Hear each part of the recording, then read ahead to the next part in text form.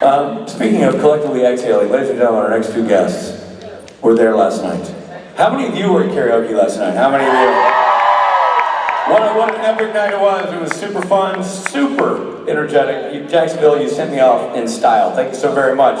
And these two guys are right there doing it along with me, and they were fantastic, and they're even better today. Ladies and gentlemen, continuing with the Robert theme, it's Robert Adam Fergus and Robert David Hydn-Jones!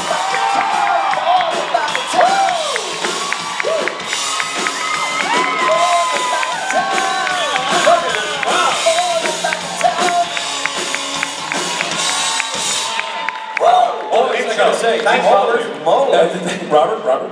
You guys were on fire last night. David, some of your dance moves were here. Not to be rivaled. And like I said, we do a pretty good job of like throwing a karaoke party, right? Like oh my goodness, had them up at fever pitch. Master. I'm impressed with how many of them bounced back and are here right now. I was just going to say, I didn't think the noise could get louder than last night, but you, in the middle of a Saturday afternoon, may have beat it. Unbelievable. Well, usually in our usually if we knock it out of the park on a Friday night. But I think last night was a special occasion, though. It was, but typically they kind of phone it in on Saturday morning. They're what we call the business hungover, but front center. No, right. Here you are. Can I be so bold as to ask you a question? After karaoke, did you guys have a meeting and said it's going to be jacket day tomorrow? We're doing the Blazers. No, we just all woke up and felt classy. Yeah. Yeah, we all it works. Well, I did it for him. Right. Because I knew he was going to try and outdo me. Also, this really downplays the bloat. So it really just kind of. At least you touched it all, close yours. By the way, downplaying the bloat needs to be the title of your autobiography. Ladies and gentlemen, David Hydn-Jones and Adam Fergus. Yeah, thanks, guys. Downplaying the bloat. Good morning. Is it morning still? Guys. Jacksonville, you were awfully kind and fun, and we're so excited to be wrapping up this year, this amazing creation year with you guys. So give yourselves a round of applause. It has been a whirl. It is almost our 1-year anniversary on tour, right? San Francisco. Well, I didn't do San Francisco, I did Chicago. Okay. But, isn't it great the way you just get this tour, well, for me being an Irishman and you being a Canadian, half Welsh, quasi-Welshman, to tour all parts of America that you've never been to before. It's incredible. It's unbelievable. I mean, it's such a gift. Other than this family and this show, I mean, then to be able to do that as well, like we're so blessed. So we thank you very much. That's our holiday gratitude. Happy Christmas! Happy Christmas. Happy Candle 8, I think, on Hanukkah. No, that was a couple of days ago. Was it? Is it today? 7 today?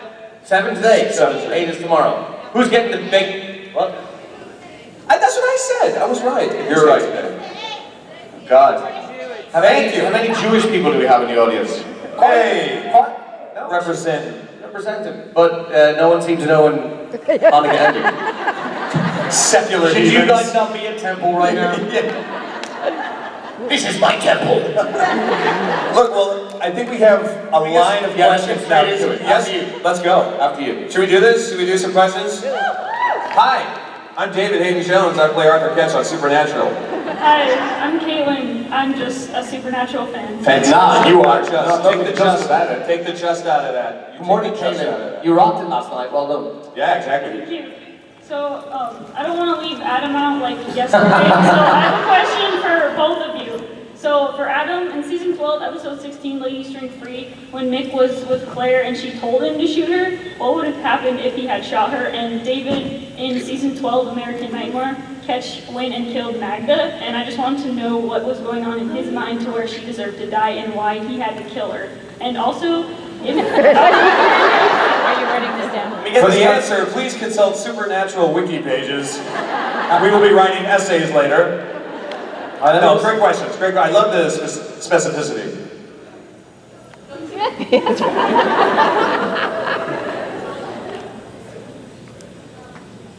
What would have happened if I had shot Claire? Would have been a bloody mess.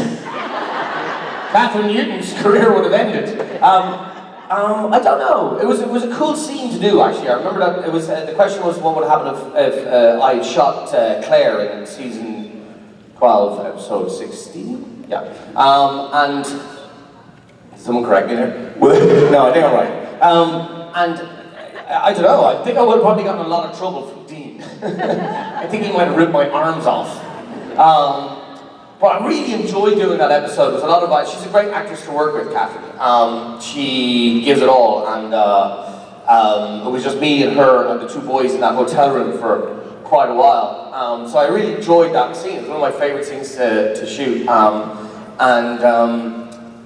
I don't know what would have happened. She probably, might have been a bad shot. I think that I fired the first gun I'd ever fired later on that day and shot the werewolf. So if I'd have shot her, I could have missed. But if I'd have shot her and killed her, yeah, I think that would have been. Mick would have died an episode early, I reckon, if that had happened. Do you know? That would also change the whole spin-off too, wouldn't it? Yeah. That'd be weird. Might have gone. With you. Too soon? Oh. Too soon. Magda, that was one of those scenes where Ketch is getting so much hate right at the gate, right? But again, in Ketch's mind, he's a trained soldier, assassin, dogmatic, doing it for the old men and Dr. Hess, and a job is a job. And remember, in his mind, he doesn't have that gray at that time. He has a human is a monster is a monster. And he has his orders and he's going to follow them out. So for him, it was basically cut and dry, cleaning up the Winchester's mess. Why didn't they do it? Why did I have to do it? Shit. And then I got to be the bad guy. Everyone's got to hate Ketch. But you do it so well. Because I'm just doing my job. God. Did we answer that sufficiently? I think so. We will submit our formal reports in the morning. Thanks, Kate. Thank you guys. Great question. Love the specificity. Good morning. How art thou? Good afternoon, I should say. Good morning. Good morning, Mr. Catch. You're looking nicely clean this morning. Hello. I was wondering what sort of photo op we should do. No, I don't. What sort of photo op we should do? Anything with you casting a spell on me. You're sort of in a nice cosplay. Do we have a name for this? Is this? Diana? My cosplay? You should choose a name. What's that called? Those videos online where it's MSMR, LMS, MNLP? She's like, and now we're gonna open the bag. And we're gonna go to sleep. And I'm gonna cast a spell.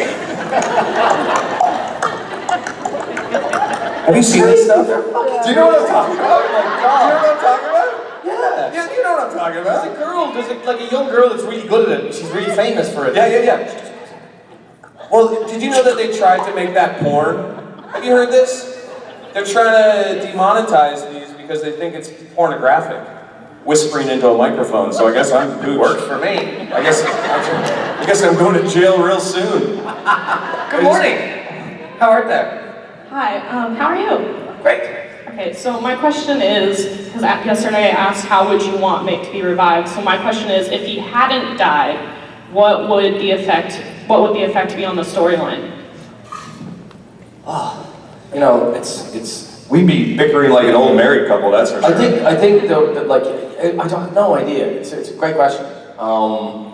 It could have gone a myriad of different ways, but I suppose then revenge would have been the first thing Mick would have sought out. Like if he'd have shot me and missed or something, or if he hadn't have shot me. It all depended. If maybe you didn't shoot me, maybe we both turned on Hess, killed her. Maybe if you would have done this, and then gone and shot her. And then I turned around and I was like, you got my back catch, you're my hero. There's some people that still think that we faked it.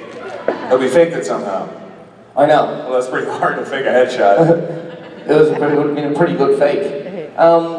Look, I think it was pretty clear that he was siding with the Winchesters' ideology, and I think he would have done his best to kind of work with the guys for the future. I don't know how the demise of the British Men of Letters would have happened, and would they both have, side with Winchester at that point? An internal revolt, take out Hess and the old I would love to have taken out Hess. I really would have loved to take out Hess. In fact, if you'd have shot Hess instead of me, I probably would have been still as pissed with you. And don't forget, Hess Andrew Dabb is the one who really killed you. Yes. Yeah, it was Dabb. I have a bone to pick with you, Andrew Dabb. Yeah, blame him. Thank you. Good question. Thanks so much. Thank you. Hi. Hello, How are you? I'm good, how are you? Good, thank you. So my question is for you, Adam, since Okay, you got awesome. neglected yesterday so much. No big deal. So, as we can see, American sliding into English can be easy, but how about sliding from your Irish accent into an English accent? Do you catch yourself going back and forth? No, but a Cockney lady at my very first convention in Blackpool said that she picked it out immediately, and that really killed my soul. Well, you killed my soul, but I lived in London for 5 years when I was doing a play over there for about, and I just, being in the proximity, and someone said actually when I was signing an autograph yesterday that they said that the Irish and the English accent to them sounds pretty similar. But to me it's infinitely different, and I suppose as David stayed in the character the whole time because just to make sure his accent was perfect, and it was absolutely perfect, I kind of liked being able to jump back and forth and in and out of it, because I felt comfortable with it, and then I felt I wasn't going to put too much pressure on myself, I suppose. But I think it was pretty good. I've listened back to it a few times, and I'm pretty critical of myself, especially when accents are concerned, because it takes me out of a movie if I'm watching Tom Cruise do an Irish accent in Far and Away. Oh my God. He's my hero. He's an action hero. He's a movie star. I love Tom Cruise. But Jesus, what an accent. Oh, Jess, no. Come on, Nicole. We'll get up there now and build a farm. It's terrible. And it really takes you out of the movie, the performance, and despite them being excellent actors, just sometimes you're like, oh, don't do that. So I found it okay. I found it kind of easier than, I did a TV show last year in Norway called State of Happiness, or Litkeland, to give it its native title. And I was playing a Texan. I was playing a guy from Wichita Falls, or Austin, Texas. And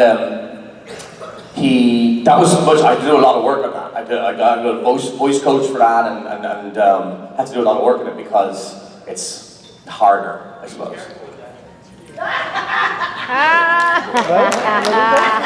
Be careful with what? Oh, I know.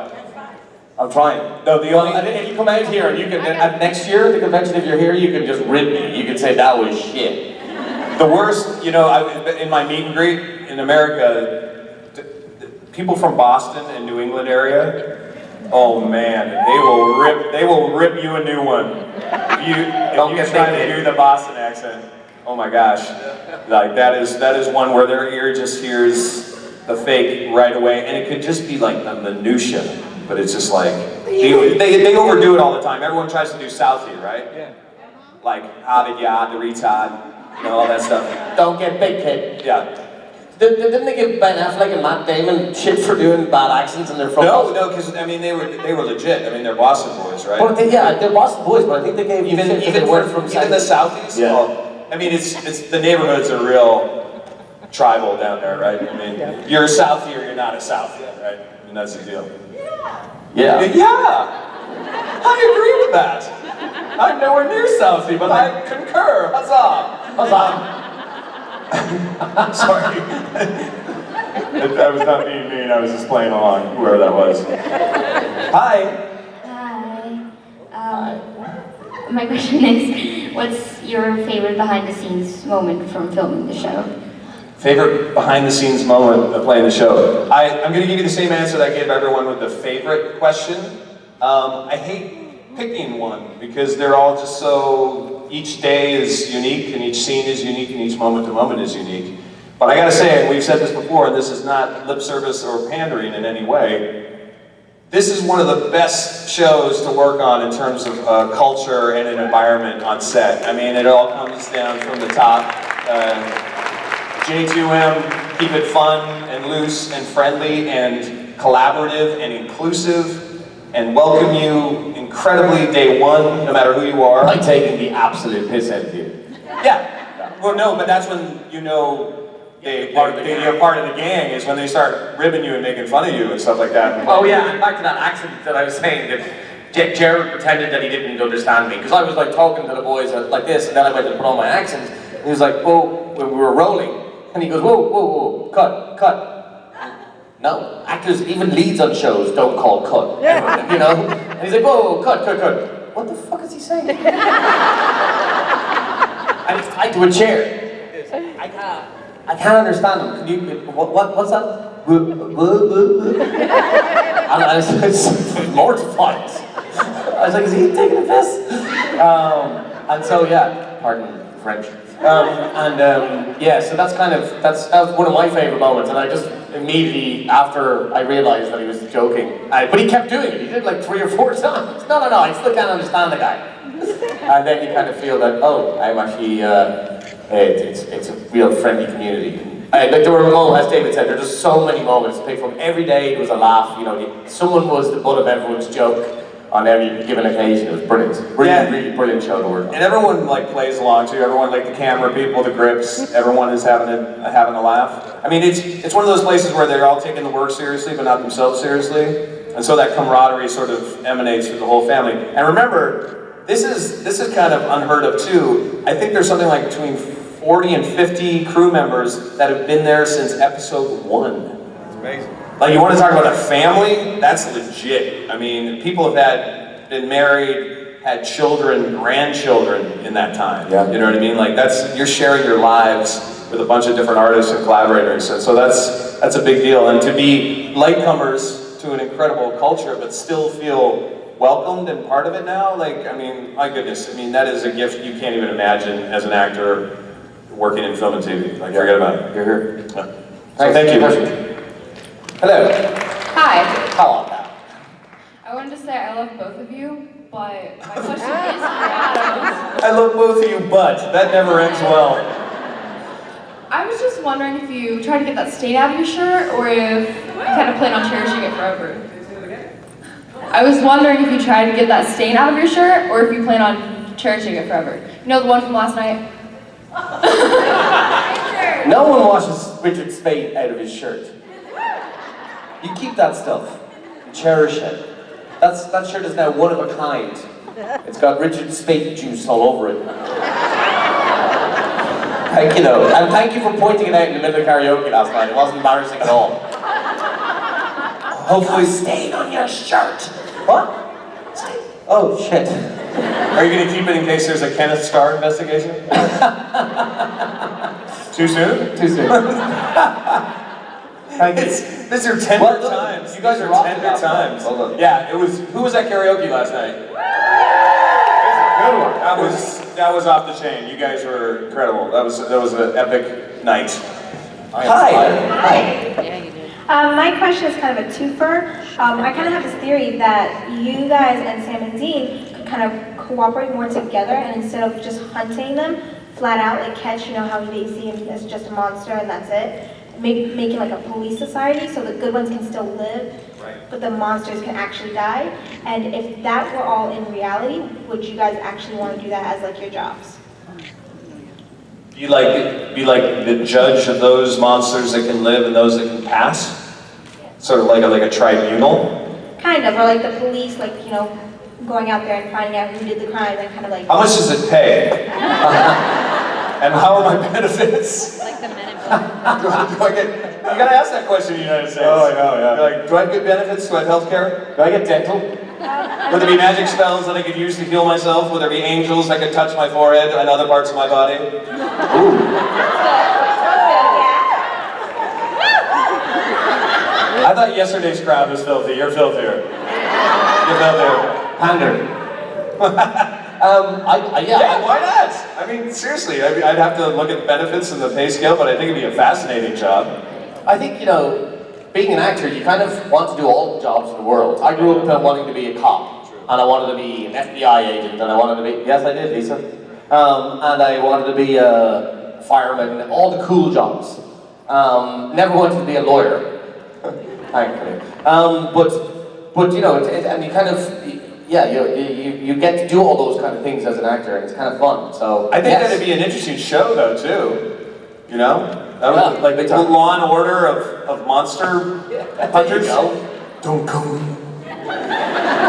Great. Right? But monsters in court, but legit court.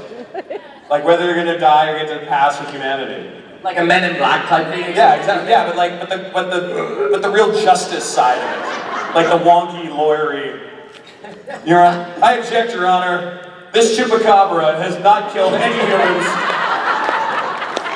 You can have and the good monsters could, elevate to positions of power. There could be a judge. That's there could be a judge that was a werewolf, or there could be a monsters' rights movement. Kind of interesting. That's cool. Did we write that already? Did they touch on that? Does anyone watch Buffy? Yeah. Did they have like a weird, like an interesting theme, monsters' rights, kind of like passing, like what was the lore where vampires are trying to integrate with society? What? True Blood. True Blood. That's what I'm thinking of. Yeah, which it's compelling, right? Like the idea of the LGBTQ kind of themed. Charmed? Huh? Charmed. Oh, is that with the Gillis and Manano? Yeah. Brian Krause? Yeah. Oh yeah, he's a good dude. You know Brian Krause? Yeah. Crazy. Great question. Wherever you went. Good morning. Oh, hi. Hi, How are you? I'm better. You're better. Yeah, I'm Adam. I'm Luna. Nice to meet you. What's the moment you would really want to relive, like outside of the show or in the show? What's the question? Like, what's the moment that you want to relive, like something that brought you so much joy? I was talking about this yesterday, this show I did, Being Erica, and it's about going back into your past and fixing your regrets and all that kind of stuff. And, some shows teach a lot. And what I really learned about that show from that show was that, you can't relive a moment. There's no point in trying to relive a moment, bad or good, because, doctor? It hurts when I do this. Don't do that. He's going to confirm that the monster is in fact a monster. A full workup and blood. Go get him, Tiger. Oh, he's taking off his stethoscope. The forensics. He's back. Okay. Trauma! But yeah, and it's not like, remember them, and remember how you felt, but don't dwell on a bad moment, and don't give yourself too much adulation for a good moment, because just make new ones, and try, and live for future moments like that make you feel good, I suppose. If that's an answer to your question. I mean, I think one of the best things at improv, which is my background in acting training in general, if you're really doing it well and really doing it alive, it's called moment-to-moment acting. And if you've done any sort of spiritual research or Zen Buddhism or whatever your jam is, a lot of our anxiety in life is created from worrying about our negative futures too much. So if you've heard that phrase, live in the now, be here, be present, be grateful. I mean, that's one of the cool things that actually can teach you in life is just, focus on here, right now, do your best moment right now, and then moment to moment to moment to moment to moment, and your life will kind of go where it needs to go. You do it with alacrity and grace. It's a great question. It's a really great question. Sort of a spiritual thing, sorry to get heavy there, but we do it all here at Supernatural Family. Hi. Hi, how are you? Excellent. Hi. Hello. Hello. So my question is for both of you. How do you guys think that Nick and Ketch would have handled the situation with the darkness? With Dr. Hess? Darkness. Amara. That's a really good question. I don't know if I know enough of the back lore. I've still been going backwards in pieces and chunks trying to do my backfill. Do you think the men of letters would know or have had contact with Amara? No. Yeah, right? I feel like I know, I like the fact that they had a relationship with Crowley. I said that in my meet and greet yesterday. I would have loved to, or maybe that was just a cough. A hairball. Crowley fan? What? No, just a hairball, Right in the eyeball. So I like that. I like that they sort of had deals, but I don't. And I know that Ketch knows about angels. He finds them adorable and fun in a jolly, patronizing way. So I don't know. What's your theory? I think let me turn the question back to you, because I don't know if I know the lore well enough, nor do I know that the B-mole would necessarily have Amara on their radar. Do you have a fanfic you're trying to plug? You liar! You just gave me a hairball. I don't even know what that means. But he was like a cat, so I just said it. I don't know about, I feel like they might try to go after her and not even try to get her, like, side of things and just go and try to dispose of her. Yeah, so meaning if she was on the radar, she would definitely be a target. Yeah, I think that's fair. I think so, sure. I think that's fair. But, yeah, why don't you write it? Pitch it. Yeah, pitch it, but make sure Mick's in it. See, that's what I love about the headcanon part of this, you know, family and culture and society as well. I just love the mashups you guys do.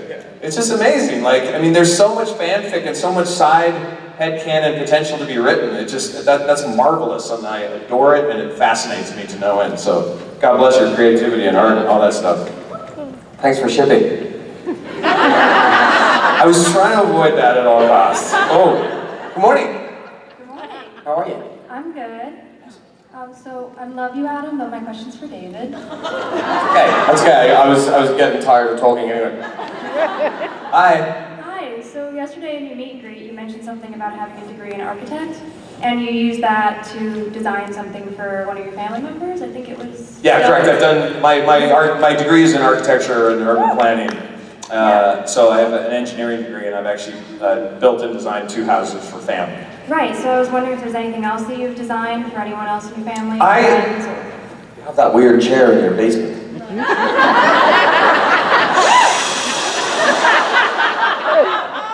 The safe word is eggplant. Yeah, we should change the safe word. Oh dear me. See, this is what happens. I thought it was going to be so spiritual. I was going to be Tony Robbins up here. Live in the now. That was more like a wrestler. It was like, ooh, yeah. I'm not sure people would have gone. I think we would have scared out the crowd. Can you imagine? Listen, do you want happiness, people? No. They've got to lead a spiritual path. Oh, yeah. You sound like a Baptist minister. I don't know, yeah, it's like a weird hybrid of... Who was it? With Jake's side. Sorry, I digress. What are we talking about? With Macho Man, right? That was Macho Man.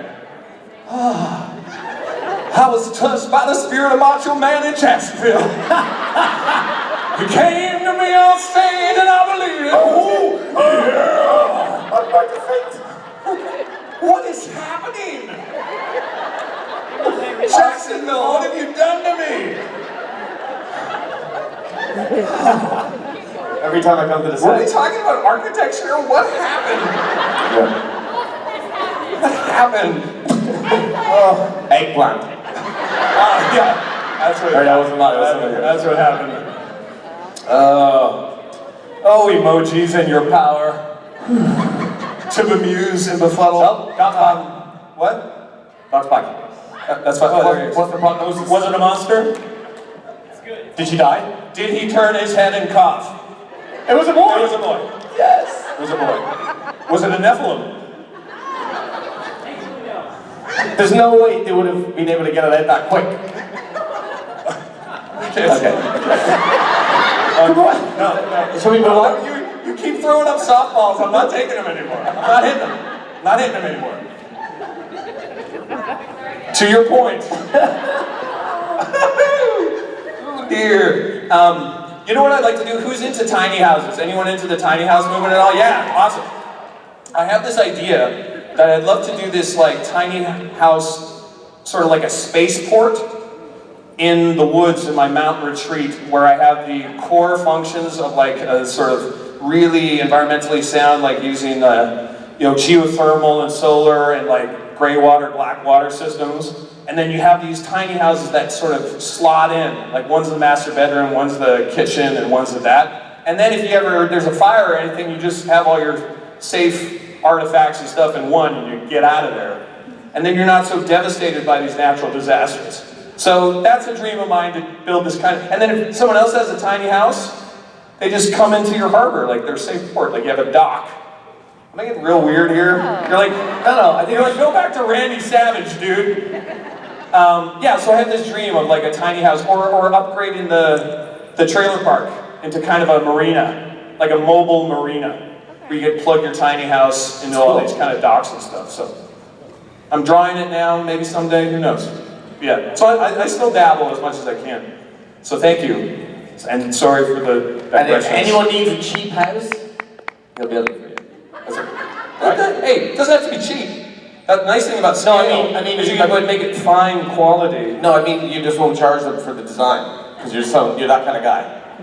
Honestly, he's so generous. I'm the guy who asks about benefits at Monster Court. Okay, look at these lines. Let's try and get through. Yeah, I know. You always feel guilty about the lines. Good morning, good afternoon, and good night. Hi, my name's Ryan, and my question's for David. Your name is Ryan? Ren. Ran. Like Lauren, but Ren is the end. Oh, okay, cool. Yeah. Nice. Alright. Ren and Sippy. All right. Thank you. My question's for David, and this refers to your panel yesterday about, David being either good, not you, Ketch being either good or bad. Right. And if you had the choice, would you continue on the path of a good person or go back to your evil side? Like Hydn-Jones, like what he'd like to see Ketch do? Yeah. Like my headcanon? Yeah, or you could be like, Switzerland. You could be like in the middle, Yeah, I love the idea of, I love him living in the gray, ambivalent, and sort of having this oscillation between good and bad, because I think that's more accurate to life anyways. I think no one's all good or all bad. And that's one of the genius things this show does, right? It lives in the gray all the time. I mean, even Dean's journey, like living in the gray. I would love to see a jealous moment happen with Ketch seeing Bobby and Mary shacked up in a cabin. I'd love to see how that goes down. I'd also be really interested to know that if Ketch is actually wanting to be a part of the Winchester family, at least collegially, not as like the stepdad, although I do, Mary, I do. Oh, yeah, good, I wanted to groan at that. Someone's like, no, God, oh, please, no. Oh, I just got sick in my mouth. Stepdad Ketch. But then I would also like to see, maybe after he breaks bad again, one final redemptive act where he goes out in a blaze of glory and actually saves the day. So again, this sort of like, and that would be his death. Like dead. No Rowena recharge. You know what'd be cool too? If he went to go get his charge redone from Rowena. Because I'd also love to see a Ketch Rowena scene. I'd love to do a scene with Ruth. I know! I'd love to do a scene. I'm fine with that. I'd do a scene with anyone, but I'd like to do a scene with Ruth. That's awesome. She's awesome. Great question though, thank you. Hi. Hi, How's it going? it's good. Awesome. So my question's for both of you. And I was wondering, did you guys ever hear of or watch Supernatural before you auditioned for your roles? Yeah, I definitely did. I put two people, as an actor, if you don't go into the room to audition for something, you put people on tape. So you, the little camera or whatever, like Chris is doing right now.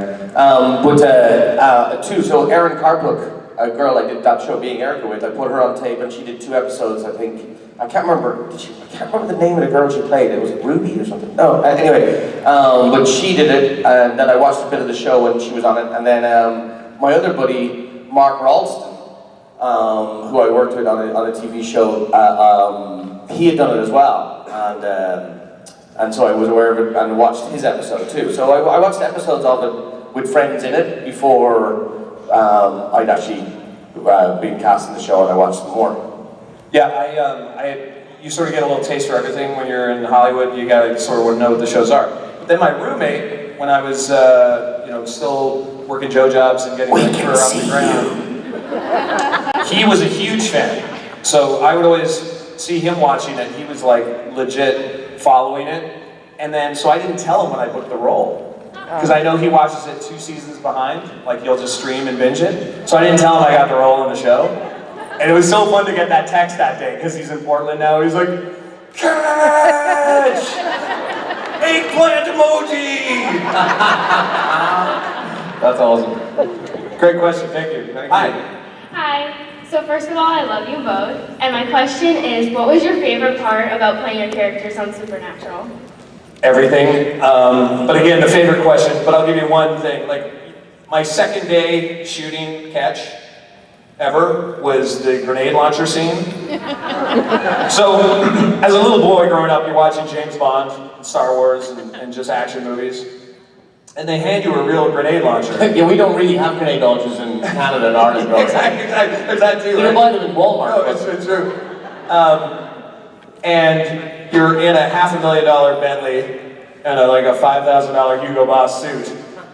And you've got a quarter charged, like legit charged, like grenade launcher. Like it was legit charged, right? And you're just like, I'm living my dream, I'm living my dream. You're just like, oh my goodness, I'm doing make-believe for a living. Did you have that thing with the suit when you were there? I had a similar suit my first day, and I had to walk through the bushes. I was like, oh Jesus, I'm ruining the suit. They're like, what are you doing, man? Will you act better? I was like, but the suit. I was like, it's okay, there's doubles of them. I was like, there's another one? What? This is amazing! Yeah, like I had similar experience. Like, you know, my favorite day was my last day of shooting, I think. Because it was I don't know if it was my favorite, but it was just such a long day shooting that scene when Dagon comes. And it was, there's loads of stunts involved, and it was a real complex scene to shoot. We were shooting until 6 o'clock in the morning, and it was in this cool kind of, what was it? It was like a scrapyard. And it was cool. And we were all working until the dead of night and on this action sequence, so there wasn't that huge amount of dialogue. Oh, and what are those things called that the post-production do, the chip carver for you? Oh, the blooper reels, like the shaving, punting things. Yeah. But you know the one they did with the 12-point turn. Yeah, and he does the Austin Powers turn. Yeah. Jensen actually was doing that on the day. It was so funny. Like at 6 o'clock in the morning, you're thinking, oh God, everyone wants to go home, and he's like just going, 1 minute. I was just brilliant. Like, and that's exactly to the question earlier on about the fun of the show. To have everyone breaking their stones laughing at 6 a.m. If you haven't seen this blooper outtake of Jensen doing a 13-point turn in Baby, but like he's all fierce about it. I love how straight he's playing. He's like, I'm watching you. Jared's like, Jared. Don't. No, it's a great one. Thank you. Thanks. Hi.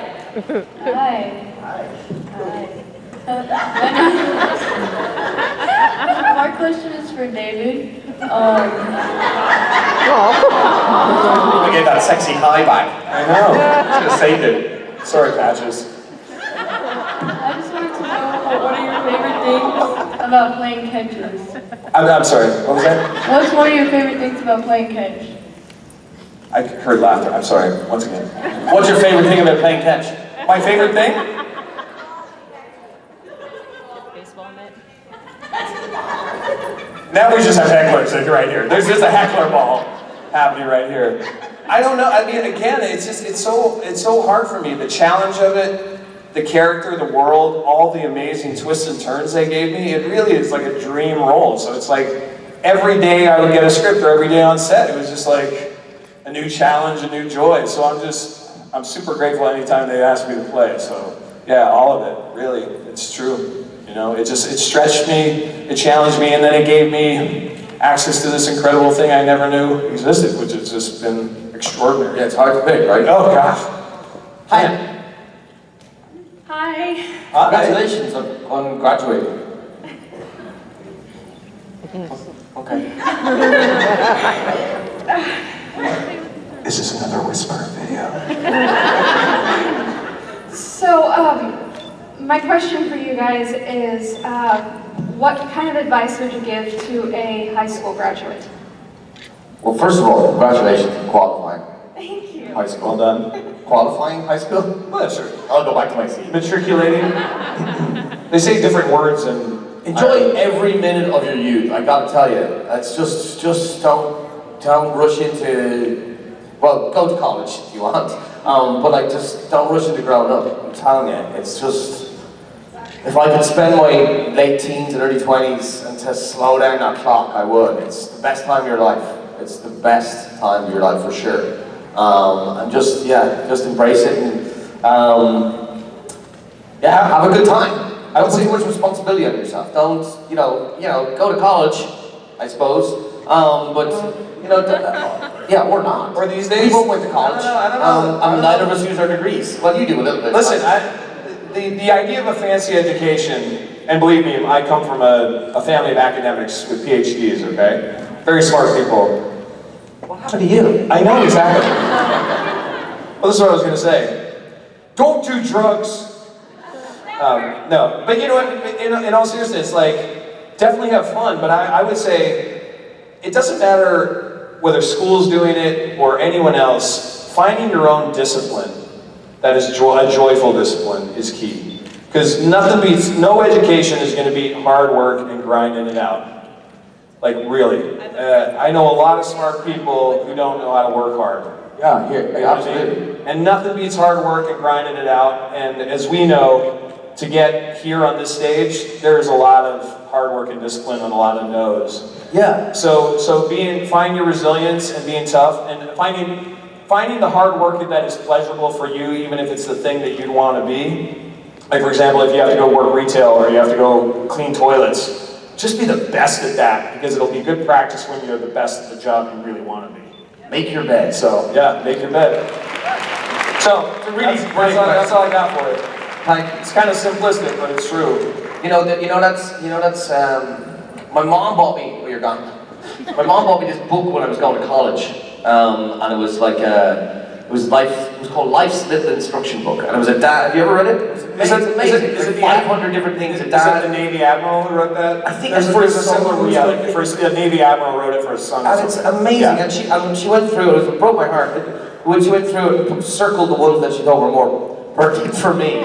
I'll leave it up to your imagination as to which one she circled, but like it's so important, and I cherish it still. Although now I'm thinking I don't know where it is, but it's important as that lady's question earlier on, that girl's question earlier on. Like, don't dwell on this shit, and don't give yourself too many pats in the back for the good things, because life just keeps going in circles, and look forward to the next moment without putting too much pressure on yourself. You're here. Hi. Hi, good morning, how are you? Or good afternoon, excuse me. Good, thank you. Hi, my question's for you, David. The first part of it was already answered about coming back from alternate world with Bobby and Mary and how you would feel. Is there a possibility that Ketch may find romance somewhere else? Over here.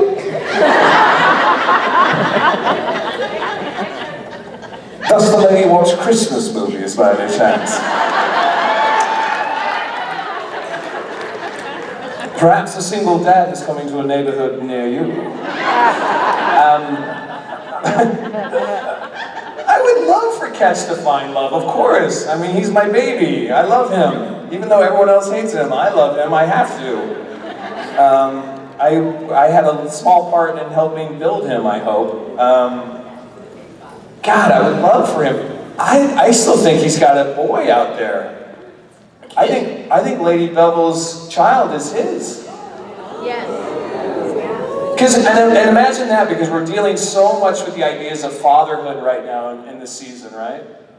Imagine if there was this tie back to Ketch finding out he's a dad. What's that going to do to his brain? Oh man, poor Ketch. Poor Ketch, my arse. Oh yeah. Freaking nice, everybody. Hi. Hi. How are you? I'm good, thank you. How are you? I'm nervous. So my question is for both of you. It's if you've ever been pranked on set by Jensen, Jared, or Misha.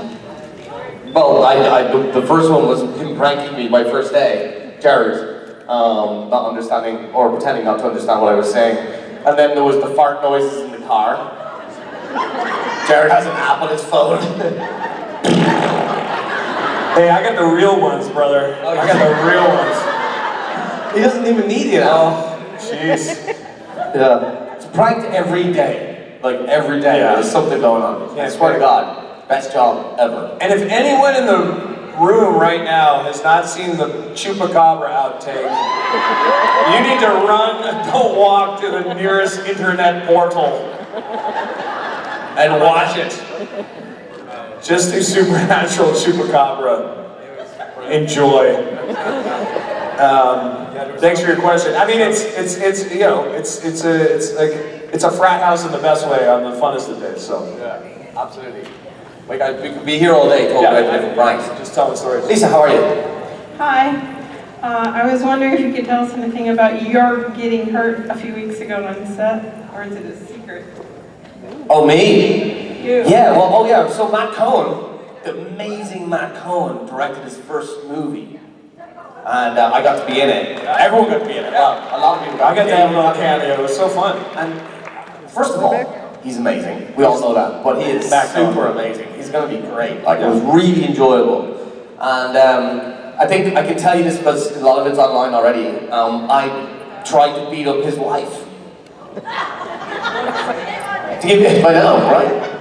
Well, basically and he did this as a vehicle for his wife. You know, he's amazing. What an amazing dude. He got a friend of his to write it, and she's this badass woman avenging, or trying to avenge. Anyway, without getting into the details, ruining it for everyone. So I get into this fight with her. I'm a bad dude. I get into this fight with her, and rehearsing. Fuck you, band! Stupid fucking band. And rehearsing the scene. I have Mandy's on the ground and we're kind of fighting and stuff, and the camera is right in my face. So we rehearsed it with a stunt guy the whole time, and we had all the moves down. But then when you add a camera into it, you kind of forget that the cameras might be in the way. So I turned my head really quickly and I just smashed it right into the camera, and it just blood went everywhere. But like a proper hero director, Matt goes, "You'll be fine. Come on, come begin." And it actually wasn't that bad. It looked bad at the beginning, but actually wasn't that bad. And it's going to be great, guys. You're going to love it. And thank you to anybody who donated to Mama Bear. It's really an ambitious, but hopefully successful project. Amazing. Again, sorry we can't get to all your questions. Loud and swaying means we shut up. But Jacksonville, thank you so much, guys. Seriously. Good job, everybody. Amazing. You know that I love them. Thank you.